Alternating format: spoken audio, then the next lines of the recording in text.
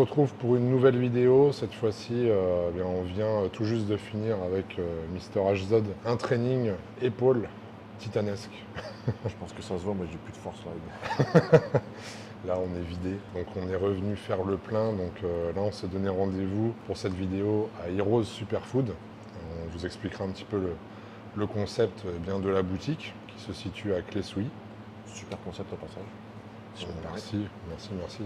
Donc, on vous montrera aussi l'équipe et vous expliquer un petit peu le principe parce qu'il y a un bar à crème de riz Iron Shark Nutrition, donc on vous montrera tout ça. En attendant, on a profité justement de se prendre une collation à base de crème de riz, et tout simplement pour discuter un petit peu, pour vous faire connaître H justement son passé, son parcours, que les gens puissent te découvrir pourquoi tu as commencé la musculation, qu'est-ce qui te plaît dans ce milieu, etc. Je pense que c'est sympa.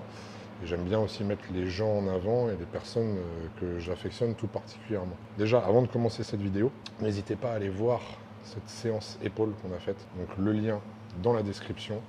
Là pour le coup, j'ai vraiment mis le cerveau en mode off. J'ai suivi les conseils du coach. Il n'y avait pas d'autre choix, franchement, il n'y avait pas le temps de réfléchir. C'était intense.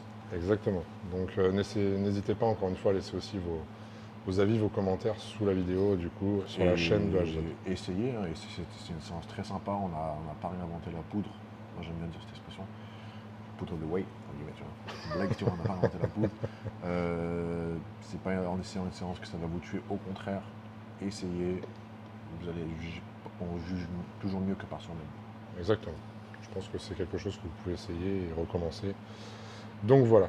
Écoute H, pour ceux qui ne te connaissent pas, est-ce que tu peux nous expliquer un petit peu ton parcours, à quel âge tu as commencé la muscu, pourquoi la muscu aujourd'hui? Oui, bien sûr, avec plaisir. Enfin, la question est un petit peu vague, mais c'est normal. Je peux parler du moment où j'étais dans le ventre de ma mère, tu vois. En gros, mais j'ai toujours été... j'ai toujours su quasiment ce que je voulais faire, tu vois, depuis tout petit. C'est-à-dire déjà au collège, je savais que je voulais être ingénieur en informatique, parce que j'adorais l'informatique. D'accord. J'ai toujours joué au foot toute ma vie. C'est-à-dire, chez moi, quand je marchais chez moi, pour aller de ma chambre à la cuisine ou quoi, je marchais avec un ballon de foot, tu vois. Des fois, je regardais un match de foot, et mon coussin, c'était un ballon de foot, tu vois. Je savais que je pouvais pas jouer au foot toute ma vie parce que je suis iranien, la fierté des parents, t'as vu, c'est soit t'es médecin, soit t'es avocat, soit t'es ingénieur. T'as vu. Ouais. Jamais j'allais te dire je vais être joueur de foot. Je pense que, je sais pas si j'aurais pu, mais j'étais pas mauvais, tu vois. Je sais pas si j'aurais pu, je n'ai pas réfléchi, je n'ai pas pensé à ça, tu vois. C'était pour rigoler, ouais, je vais être joueur de foot, mais jamais. Je fais beaucoup de tennis aussi, pendant 15 ans, et foot toute ma life, tu vois. Toute ma life, je fais du foot. Mais je savais que une fois que j'allais obtenir mon diplôme d'ingénieur, donc à la fin, à 22 ans, là j'allais me consacrer à la muscu parce que depuis tout petit, moi j'ai toujours adoré Bruce Lee, Sangoku, et Schwarzenegger. Quand j'avais 10 ans, je regardais Terminator 2 une fois par semaine, juste pour Schwarzenegger, tu vois. Bah. Je savais qu'une fois que j'aurais fini mes études, j'allais mettre à la muscu, tu vois. Donc à ma dernière année d'études, avant de mettre à la muscu, j'hésitais avec médecine aussi, j'ai toujours été très science, tu vois. J'ai commencé à apprendre tout seul, la théorie avant. Je suis très théoricien, tu vois, à la base. Théorie avant. Et quand j'ai commencé à pratiquer, j'ai fait comme tout le monde, tu sais, les petites erreurs de merde, tu fais que les pecs, tu fais n'importe quoi, tu gonfles, tu prends une créatine, tu te dis, waouh, je me dope et tout. Mais quand même, je me suis très vite instruit parce que j'ai appris à m'instruire, tu vois. C'est que comme ça qu'on apprend, tu vois. Même mes sœurs, je leur ai appris à chercher et à apprendre d'elles-mêmes. Tu souffres, tu apprends, tu cherches avant de poser la question, tu vois. J'ai toujours été comme ça. Direct à 22 ans, muscu. Là, j'en ai 32, ça fait 10 piges. Et ce que j'aime dans ce truc, je cherche pas à être bodybuilder, je cherche toujours à être complet, tu vois. Un homme doit être fort, tu vois. Une bonne carapace, je suis un homme, tu vois. Je dois être fort, bonne carapace, complet. Je dois savoir courir, monter 100 marches d'escalier sans être essoufflé. Je fais un peu de kickboxing. Foot, il faut toujours être au niveau. J'ai fait de l'athlé aussi. Complet. Même si je sais que j'aurai jamais le niveau d'un vrai bodybuilder, par exemple le tien, tu vois. Même sur 2-3 vies, j'aurai jamais ton niveau. Ça enlève rien au fait que je cherche toujours à m'améliorer dans mes connaissances, dans la pratique, dans la théorie, sur le terrain. Que ce soit par moi, vis-à-vis des amis athlètes que j'ai préparés, que je prépare, mes élèves. Continuellement, je cherche à apprendre et m'améliorer dans tous les niveaux. Donc en plus, le bodybuilding, je ne considère pas ça comme un sport, je considère ça comme une discipline qui joint plusieurs sous-disciplines, dont la médecine. La biomécanique, c'est très lié. Hein, tu vois, c'est une pluridiscipline, donc c'est vraiment le truc le plus complet qui existe. En plus, si tu dis au niveau compétition, tu parles dopage, donc endocrinologie, pour moi, c'est le plus haut niveau qui existe de sport ou de peu importe sur Terre, tu vois. Et je m'en suis rendu compte, je me rendais pas compte au début que quand même on avait un petit peu un assez bon niveau de connaissance, tu vois. On sort du lot quand même. Je m'en suis rendu compte en coachant des préparateurs physiques. Genre des fois j'ai des préparateurs physiques qui me contactent, mais je savais pas que c'est des préparateurs physiques, tu vois. Je les coach et tout, je fais au fait, tu fais quoi dans la vie? Je dis ouais, je suis préparateur physique de ce club de foot. Un autre préparateur physique de ce club de foot. Je fais ah ouais. Et genre, préparateur physique, pour moi, t'es censé genre connaître Ouais, c'est mieux ça. que moi, tu vois. Ouais. Ils connaissent même un centième de ce que je sais, alors que j'ai tout appris tout seul, tu vois. Et je trouve ça aberrant. Genre il me dit si tu viens dans notre club, ou même dans les clubs d'élite, tu mets la misère à tout le monde. Je dis, non, j'aimerais bien, mais ça ne m'intéresse pas. Mais je suis choqué qu'un préparateur physique, peut-être je suis tombé sur des brels, hein, mais je pense pas parce que c'est comme ça. Un préparateur Non, physique je l'ai n'a même vécu pas aussi, ça. un dixième de ce que nous on sait. Ouais. Tu vois. Et je dis ça, mais c'est valable aussi sans vous êtes méchant quoi, avec les nutritionnistes, les diététiciens, Bien sûr. les coachs BPGEP, parce qu'ils sont coachs de mouvement. Tu sais, ils t'entraînent à faire des mouvements. Ils doivent être très bons sur l'exécution d'un soulevé de terre, une traction quoi. Dès que tu parles de l'assiette, frérot, je n'ai jamais écouté un BPGEP, sauf s'il a 10 ans de compétition derrière lui, lui-même ou indirectement avec des élèves. Donc je suis un petit peu dur sur ça, mais parce que derrière tout ça, qu'est-ce qu'il y a? C'est la santé. C'est pour ça que je suis très dur, des fois je suis sévère, des fois je suis pas agréable, des fois je suis aigri, parce qu'on ne rigole pas avec la santé. Voilà, une petite introduction. Moi, pour rejoindre ce que tu dis, c'est vrai que en fait, j'ai eu le même parcours que toi, dans le sens où quand j'ai commencé le coaching, je me suis en fait, de façon autodidacte, je me suis moi-même instruit dans tout ce qui est scientifique. C'est-à-dire qu'en fait, ce que je dis aux gens quand ils me disent ouais mais comment tu t'es formé, je dis mais moi j'ai pas ouvert des bouquins de muscu pour juste en fait regarder des mouvements à faire ou des diètes, tu sais, type poulet riz. Non, j'ai été chercher dans les bouquins vraiment sur tout le système hormonal, sur forcément la morphologie, l'anatomie, tu vois, la biomécanique. Il y a Ouais. tellement de choses en fait. Et moi j'allais m'inscrire vraiment dans des bouquins scientifiques et Limite de médicaux. médecine. Ça, Ouais, c'est pareil. en provenance de la médecine. Et Ouais. après, en fait, j'ai fait ma propre analyse, j'ai ramené ce que j'apprenais en médecine Ouais. sur le body, justement, et à quel moment on pouvait, justement, allier les deux. Et c'est ça, en fait, que j'ai trouvé très intéressant. Et aujourd'hui, tu vois, en étant préparateur physique aussi d'athlètes à haut niveau, et j'ai emmené des centaines et des centaines d'athlètes sur le podium, et puis très loin en compétition, eh bien, on se rend compte aussi que la mentalité, elle a changé, parce qu'aujourd'hui, les gens ont, entre guillemets, peur d'un préparateur qui emmène des gens à haut niveau, parce que, justement, ils ont peur que ça soit trop poussé, que le préparateur en demande de trop, etc. Et c'est là, en fait, où je vois qu'il y a eu du changement, parce que, au contraire, pour moi, un préparateur qui a emmené des gens à haut niveau, ça veut dire que pour des personnes qui ont moins, entre guillemets, moins d'ambition, ou du moins pas l'ambition, on va dire, de la compétition, eh bien, il aura beaucoup plus de connaissances, parce que plus on pousse les connaissances dans l'extrême, Bien sûr. plus forcément on peut s'adapter pour quelque chose de très simple.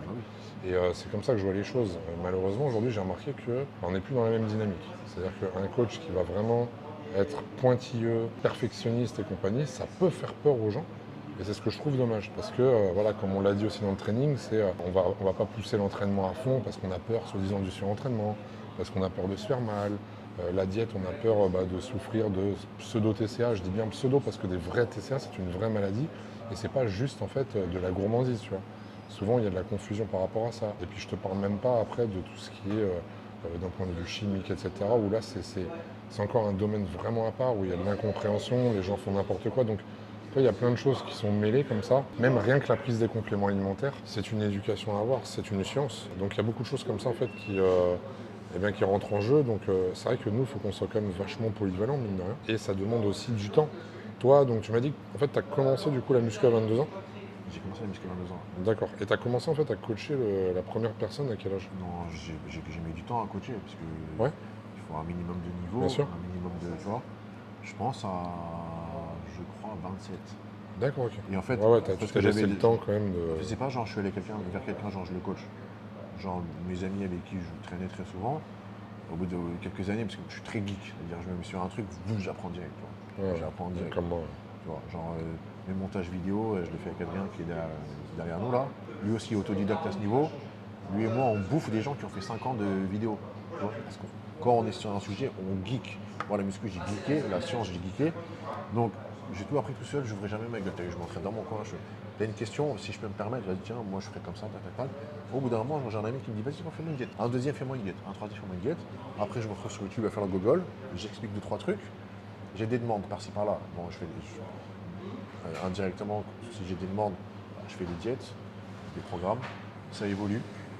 Et après, c'est parti en couille. J'ai passé, évidemment, avant d'en arriver là, je me suis dit quand même avoir un minimum de crédibilité vis-à-vis de ceux qui pensent que je suis un charlatan ou je pourrais être un charlatan.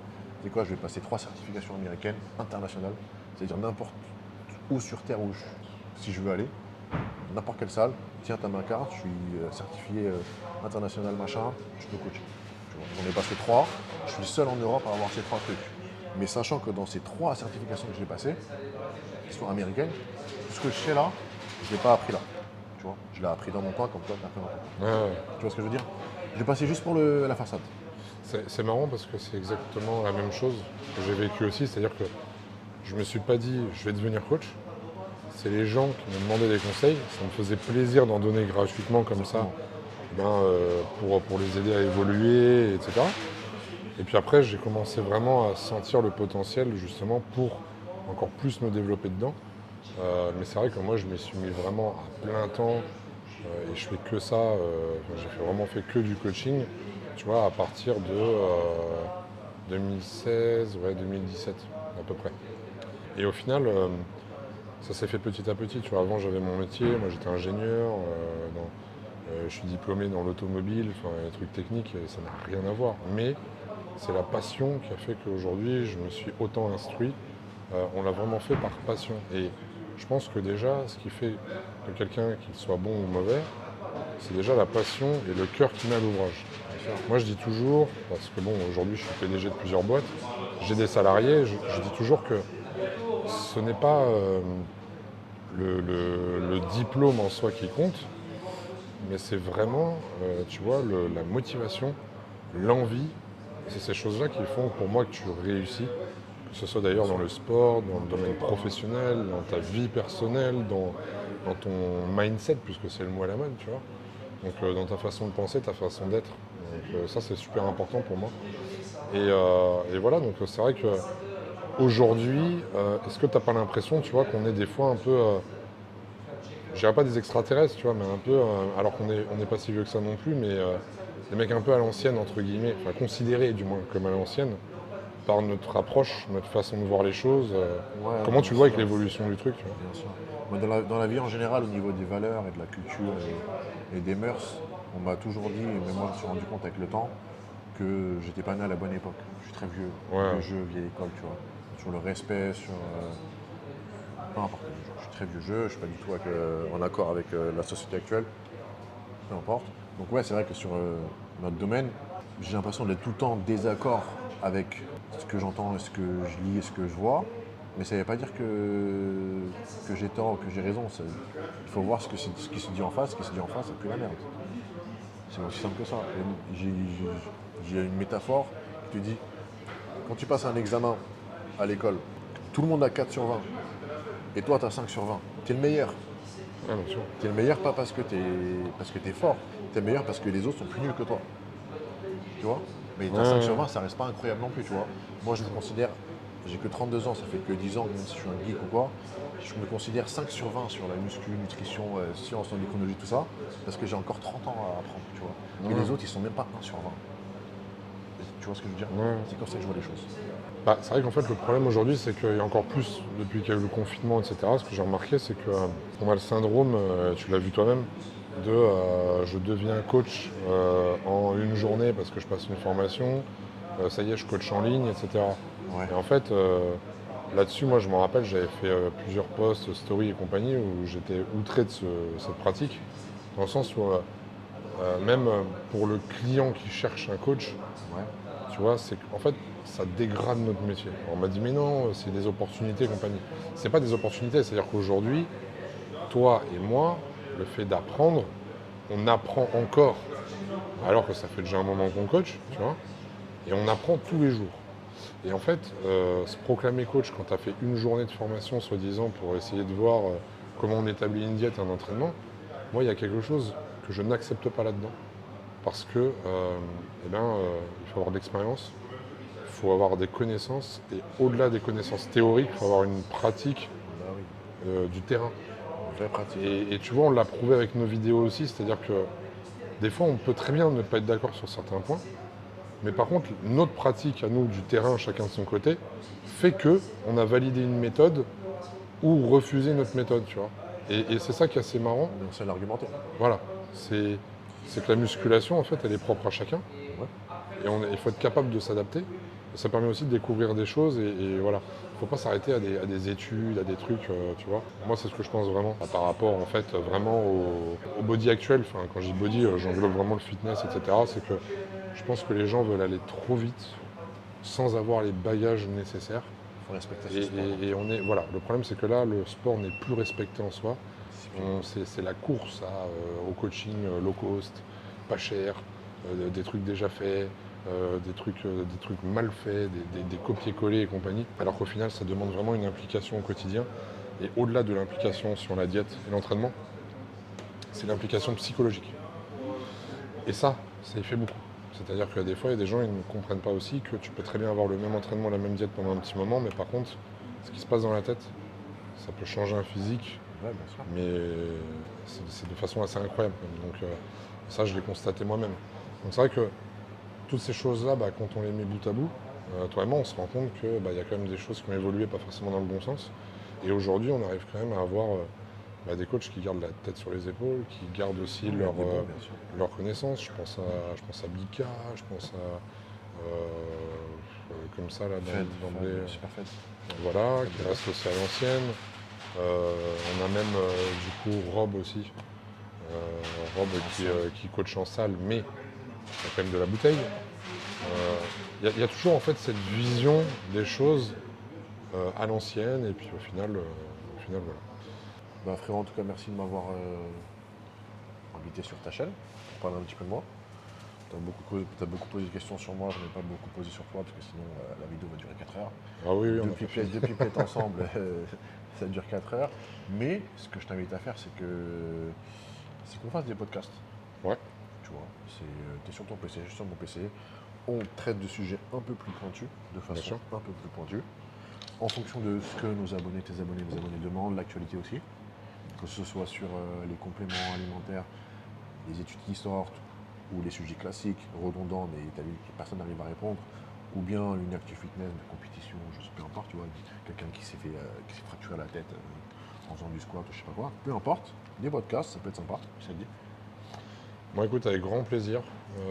D'ailleurs, dites-nous les amis dans les commentaires si c'est quelque chose qui vous intéresse.